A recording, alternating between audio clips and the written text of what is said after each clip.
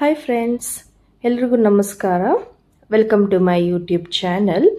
ಇವತ್ತು ಸಂಡೇ ಆಗಿದ್ದರಿಂದ ನಾವು ಫ್ಯಾಮಿಲಿ ಎಲ್ಲರೂ ಒನ್ ಡೇ ಟ್ರಿಪ್ ಬರೋ ಅಂಥ ಜಾಗಕ್ಕೆ ಹೋಗಿ ಬರೋಣ ಅಂತ ಪ್ಲಾನ್ ಮಾಡ್ಕೊಂಡ್ವಿ. ಸೊ ನಾವಿವತ್ತು ಹೋಗ್ತಿರೋ ಜಾಗನೇ ಬೆಟ್ಟದ ಶ್ರೀ ಸಿದ್ದೇಶ್ವರ ಸಿದ್ದಪ್ಪಾಜಿ ದೇವಸ್ಥಾನ ಅಂತ. ಇದು ರಾಮನಗರ ಹತ್ರ ಇದೆ. ರಾಮನಗರ ಹತ್ರ ಉದಾರಹಳ್ಳಿ ಅಂತ ಒಂದು ಚಿಕ್ಕ ಹಳ್ಳಿಯಲ್ಲಿದೆ. ಇದಕ್ಕೆ ಯಾಕೆ ಬೆಟ್ಟದ ಸಿದ್ದಪ್ಪಾಜಿ ದೇವಸ್ಥಾನ ಅಂತ ಕರೀತಾರೆ ಅಂದರೆ, ಇದು ಬೆಟ್ಟದ ಮೇಲೇನೆ ಇರೋದು. ಸೊ ಬೆಟ್ಟದ ಮೇಲೇನೆ ನಮಗೆ ದೇವಸ್ಥಾನ ಹೋಗೋಕ್ಕೆ ದಾರಿ ಸಿಗೋದು. ನಾವು ಹೊರಟ್ವಿ. ಆ್ಯಕ್ಚುಲಿ ನಾವು ಹೊರಟಿದ್ದು ತುಂಬ ಲೇಟು. ಸೊ ನೀವು ಹೋಗೋದಾದರೆ ಸ್ವಲ್ಪ ಬೆಳಗ್ಗೆ ಬೇಗ ಎದ್ದು ಹೋದರೆ ನಿಮಗೆ ಅರ್ಲಿ ಮಾರ್ನಿಂಗ್ ಅಂದರೆ ಬೆಳಗಿನ ಜಾವ ನೀವು ಒಂದು 8-9 ಗಂಟೆಗೆಲ್ಲ ಅಲ್ಲಿದ್ರೂ ನಿಮಗೆ ಒಳ್ಳೆ ವ್ಯೂ ಸಿಗುತ್ತೆ ಅಲ್ಲಿ.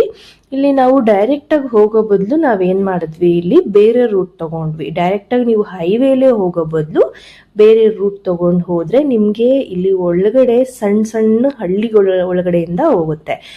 ಯಾಕೆ ನಾವು ಈ ರೂಟ್ ತೊಗೊಂಡ್ವಿ, ಒಳಗಡೆ ಸಣ್ಣ ಸಣ್ಣ ಹಳ್ಳಿಗಳ ನಮಗೆ ಒಳ್ಳೆ ವ್ಯೂ ಕೊಡುತ್ತೆ ರೀ. ಸೊ ನೋಡ್ತಾ ಇರ್ಬೋದು ನೀವು, ಹಳ್ಳಿಗಳ ಒಳಗಡೆಯಿಂದ ನಾವು ಹೊರಟ್ವಿ. ಸುಮಾರು ನಾವು ಹೊರಟಿದ್ದ ಟೈಮ್ ಬಂದು ಆಲ್ಮೋಸ್ಟ್ 9:30 ಆಗಿತ್ತು ಆಲ್ರೆಡಿ. ನೋಡಿ ಎಷ್ಟು ಚೆನ್ನಾಗಿ ಬರೀ ಮರಗಳಿದೆ. ನಾನು ನಿಮಗೆ ಲೊಕೇಶನ್ ಸಹ ಇಲ್ಲಿ ಹಾಕಿ ತೋರಿಸ್ತೀನಿ ಬೇಕಾದರೆ. ನಾವು ಸ್ಟ್ರೈಟಾಗಿ ಹೋಗೋ ರೂಟು ಬಿಟ್ಟು ಈ ಥರ ನೋಡಿ, ಈ ಕಡೆ ರೈಟ್, ಈ ಒಳಗಡೆಯಿಂದ ಹೋಗೋ ರೂಟ್ನ ಚೂಸ್ ಮಾಡ್ಕೊಂಡು ನಾವು ಹೋದ್ವಿ. ಸೊ ಇದು ಬಂದು ಡೈರೆಕ್ಟಾಗೂ ಅಲ್ಲಿಗೆ ತಲುಪುತ್ತೆ. ಏನಿಲ್ಲ, ನಿಮಗೆ ಜಾಸ್ತಿ ಡಿಸ್ಟೆನ್ಸ್ ಏನೂ ಹಿಡಿಯಲ್ಲ. ಇದು ಇನ್ನೂ ಹತ್ರನೇ ಇರುತ್ತೆ ಪ್ಲೇಸು. ಸೊ ದಟ್ ನೀವು ಆರಾಮಾಗಿ ಬನ್ನಿ. ಫೈನಲ್ ಆಗಿ ನಾವು ತಲುಪಿದ್ವಿ. ತುಂಬ ಹೊತ್ತೇನು ಇಡಿಸಿಲ್ಲ ನಮಗೆ, ಜಸ್ಟ್ 1 hour ಬೆಂಗಳೂರಿಂದ ಅಷ್ಟೇ. ಸೊ ನಾವು ಬೆಟ್ಟದ ಮೇಲೆ ಇರೋದ್ರಿಂದ ಇದು ನಮಗೆ ಫುಲ್ಲು ಅಂದರೆ ಸ್ವಲ್ಪ ಮಣ್ಣು ರೋಡ್ ಸಿಗುತ್ತೆ ನಿಮಗೆ, ಸಿಮೆಂಟ್ ರೋಡಿನ ಮಾಡಿಲ್ಲ. ಆದರೆ ನೀವು ಹೋಗ್ತಾನೆ ನೀವು ಬೆಟ್ಟ ಗುಡ್ಡಗಳ ಮಧ್ಯೆ ಎಲ್ಲ ಹೋಗ್ತಾ ಇರೋದು. ತುಂಬ ಚೆನ್ನಾಗಿದೆ ವ್ಯೂ. ನೋಡಿ ಈ ವ್ಯೂ ಆಚೆಯಿಂದ ನಿಮ್ಗೆ ಹೆಂಗೆ ಕಾಣಿಸುತ್ತೆ. ನಾವಿವಾಗ ದೇವಸ್ಥಾನ ಎಂಟರ್ ಆದ್ವಿ.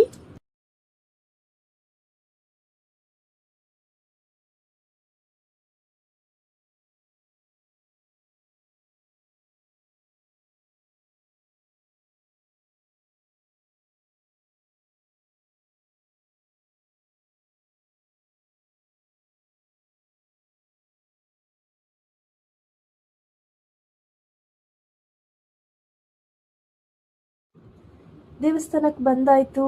ಬನ್ನಿ ದೇವ್ರ ದರ್ಶನ ಮಾಡ್ಕೊಂಬರೋಣ. ಫಸ್ಟು ಸುತ್ತಮುತ್ತ ವ್ಯೂನ ಆಮೇಲೆ ನೋಡಿಕೊಂಡು ದೇವ್ರ ದರ್ಶನ ಮಾಡ್ಕೊಂಬರೋಣ. ಒಳಗಡೆ ಹೋಗ್ತೀವಿ. ಹೋದ್ಮೇಲೆ ನಾವು ಫಸ್ಟು ಅರ್ಚನೆ ಟಿಕೆಟ್ ತಗೊಂಡ್ವಿ. ಬರೀ 20 ರೂಪಾಯಿ ಅರ್ಚನೆ ಟಿಕೆಟು. ಇಲ್ಲಿ ಯಾವುದೇ ರೀತಿ ಏನು ಕಾಸ್ಟ್ಲಿ ಇಲ್ಲ ನಿಮಗೆ.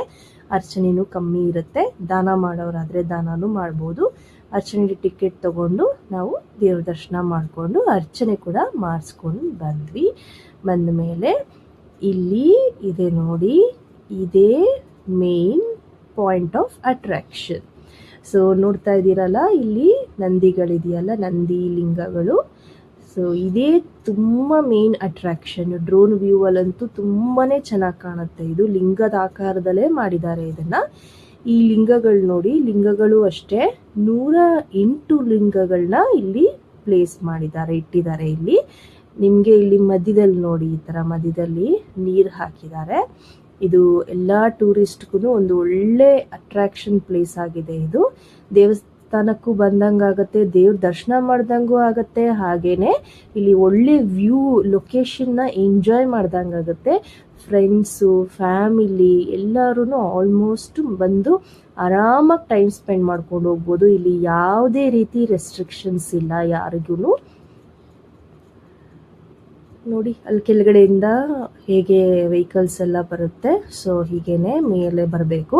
ಇಲ್ಲಿ ಯಾವುದೇ ರೀತಿ ಎಂಟ್ರಿ ಟಿಕೆಟ್ ಸಹ ಇಲ್ಲ.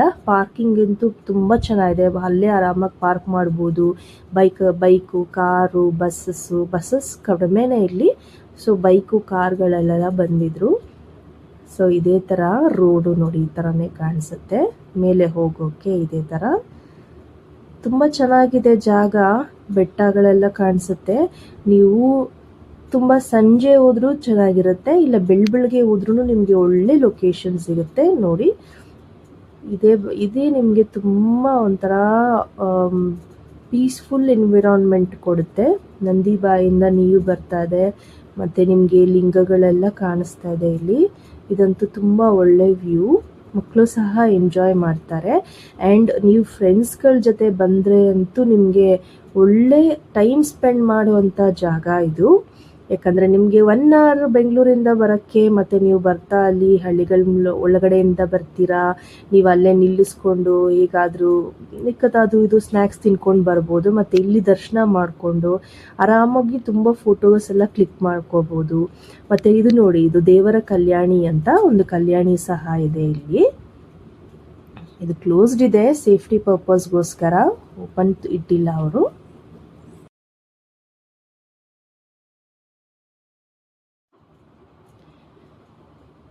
ಹೌದು, ಇದೇ ನೋಡಿ, ಇದು ಮೂಲ ದೇವಸ್ಥಾನ. ಮೊದಲು ದೇವಸ್ಥಾನ ಹೇಗಿತ್ತು, ದೇವರು ಎಲ್ಲಿ ಸ್ಥಾಪಿತ ಆಗಿತ್ತು ಅನ್ನೋದಕ್ಕೆ ಇಲ್ಲೇ ನೋಡಿ, ಶಿವಲಿಂಗ ಇಲ್ಲೇ ಸ್ಥಾಪಿತವಾಗಿದ್ದು. ಮೂಲ ದೇವಸ್ಥಾನ ಇದೇನೆ, ಈ ದೇವಸ್ಥಾನದ ಹಿಂದ್ಗಡೆನೇ ಇದೆ. ಹಿಂದ್ಗಡೆ ವ್ಯೂ ನೋಡಿ, ದೇವಸ್ಥಾನದ ಹಿಂಭಾಗ ವ್ಯೂ ಈ ಥರ ಇರುತ್ತೆ. ಲೊಕೇಶನ್ ಅಂತೂ ತುಂಬ ಚೆನ್ನಾಗಿರುತ್ತೆ. ದರ್ಶನ ಮುಗಿಸ್ಕೊಂಡು ಬಂದ್ವಿ ನಾವು. ಮುಗಿಸ್ಕೊಂಡು ಬಂದಮೇಲೆ ಬಿಸಿ ಬಿಸಿಯಾಗಿರೋ ಪೊಂಗಲ್ ನಮಗೆ ಪ್ರಸಾದವಾಗಿ ಕೊಟ್ಟರು. ತುಂಬ ಚೆನ್ನಾಗಿತ್ತು. ಹೇಳ್ತಾರಲ್ಲ ದೇವಸ್ಥಾನಗಳಲ್ಲಿ ಪ್ರಸಾದನೇ ತುಂಬ ಸ್ವೀಟಾಗಿರುತ್ತೆ ಅಂತ. ಹೌದು, ತುಂಬ ಚೆನ್ನಾಗಿತ್ತು ಪ್ರಸಾದ ಅಂತೂ. ಪ್ರಸಾದ ತಗೊಂಡು ಮತ್ತೆ ಈ ಕಡೆ ಬಂದ್ವಿ. ಈ ಕಡೆ ಲೊಕೇಶನ್ ನೋಡಿ ಮತ್ತೆ ವಿಡಿಯೋ ಮಾಡ್ತಾ ಇದ್ದೀವಿ. ಲಿಂಗಗಳು, ಆ ನೀರು ಬೀಳೋದು, ಅದು ಆ ಜಾಗ ಎಲ್ಲ ನೋಡಿದ್ರೆ ತುಂಬಾ ಖುಷಿಯಾಗುತ್ತೆ. ತುಂಬಾ ಒಂಥರ ನಮಗೆ ನೆಮ್ಮದಿ ಸಿಗುತ್ತೆ. ನೋಡಿ, ತುಂಬ ಚೆನ್ನಾಗಿದೆ ವ್ಯೂ ಅಂತೂ.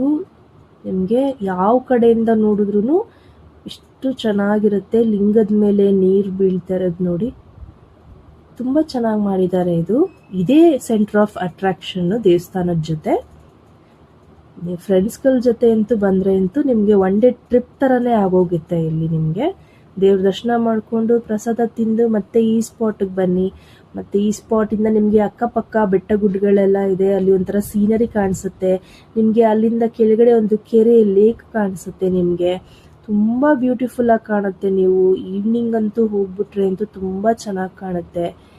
ಇಲ್ಲೂ ಸಹ ದೇವ್ರಿಗೆ ಬೇಡ್ಕೊಳ್ಳೋರು ಬಂದು ಈ ಥರ ದೇವ್ರ ದೀಪಾರಾಧನೆನೂ ಮಾಡ್ತಾರೆ. ದೀಪ ಹಚ್ಚಿ ದೇವಸ್ಥಾನದ ಸುತ್ತ ಎಲ್ಲ ಬೆಳಗಿ ಅದನ್ನು ಅವ್ರ ಕೋರಿಕೆ ಇಷ್ಟಾರ್ಥಗಳನ್ನು ಕೇಳ್ಕೊತಾರೆ. ಈ ವಿಡಿಯೋ ನಿಮಗೆ ಇಷ್ಟ ಆಗಿದ್ದಲ್ಲಿ ಲೈಕ್ ಮಾಡಿ, ಶೇರ್ ಮಾಡಿ, ಹಾಗೂ ನಿಮ್ಮ ಫ್ರೆಂಡ್ಸ್ ಆ್ಯಂಡ್ ಫ್ಯಾಮಿಲಿ ಜೊತೆ ಈ ವಿಡಿಯೋನ ಶೇರ್ ಮಾಡಿ.